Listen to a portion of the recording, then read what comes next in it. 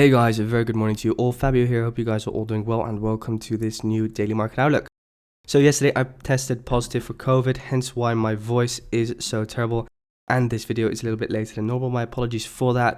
But yeah, I hope I get better soon. If you guys could just leave a like underneath this video, it would really mean the world to me. And yeah, without further ado, enjoy this video and let's dive in.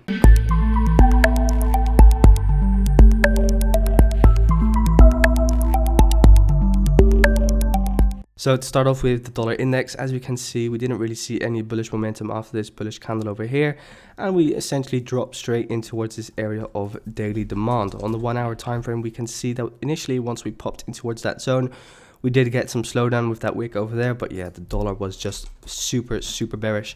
So looking at the daily at the moment, it seems that we're going to pop in towards this area of daily demand over here. This area of daily supply got broken and we have officially broken out of this range over here.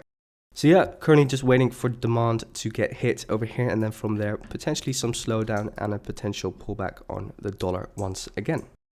So yeah, that's the dollar. Let's head over to Aussie dollar. So Aussie dollar currently super bullish, of course, because of the bearish dollar. Yeah, so what's been happening? Well, essentially we've broken 4-hour structure at the moment. So what does that mean? It means that this is now your new swing low over here, and the new swing high is still to be formed.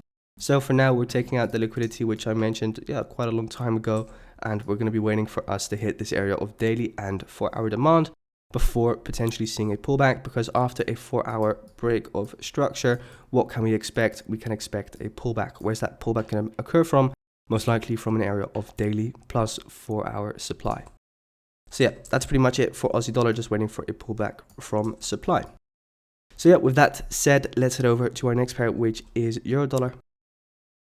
And euro dollar, guys, so yeah, as I kind of mentioned yesterday, I was anticipating that bullish euro dollar because of course the 4-hour was still bullish. As we can see, we just simply broke through this area of daily supply.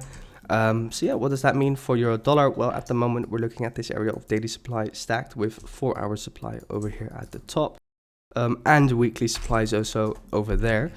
So yeah, that's pretty much what I'm waiting for on euro dollar, expecting some higher prices before a potential pullback. We still have a swing high slash liquidity high located over here. So once this high has been taken out, we could potentially start seeing a pullback. So yeah, that's euro dollar. Let's head over to pound dollar. And pound dollar, guys.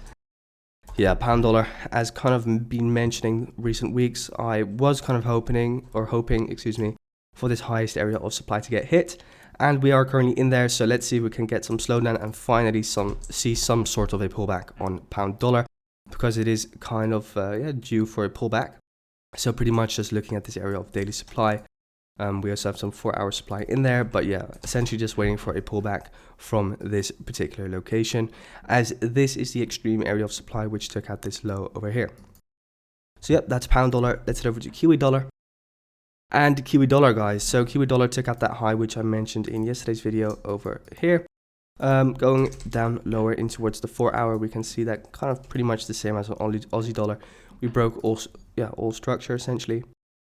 This is now your swing low, and we're now waiting for a swing high to be formed once a pullback initiates. So after this break of structure over here, the exact same counts for Kiwi dollar.